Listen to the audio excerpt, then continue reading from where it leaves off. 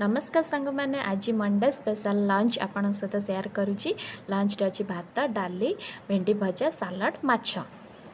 डाली बनवाई मुझे पृष्टिकर कोलथ डाली भजा होता आ रगड़ा भी होता से 2 मुठा मु डाली नहीं ताकू बर्तन पर मुझे धोईकर से किसी पानी दे 2 घंटा बतुरे नेबी 2 घंटा जिते बतुरेब से भल भाव खोल डालीटा सीझब से किसी पानी दे टेस्ट अनुसार लुण हलदी आ गोटे तेजपत्र देकी ताकू गोटे बड़ विसिल सीम रे आपन को 10 रु 12 विसिल लगी पारे। जदि भी न सीझुची आपन ताको टिके ग्राइंडिंग करनेबे। एठी मोर डालीर कंसिस्टेंसी देखि पारथिबे। ता देरे मो तड़का लगे देबी। तेल गरम करी जीरा सोरिष कंचा लंका रसुण छुंका करी तड़का डाली तक देदेले। डाली टिके फुटिला परे टेस्ट पाई मु नेजे टिके चीनी आउ गोटे आंबुल अधा छोटा आंबुल तो खटा मीठा लगे।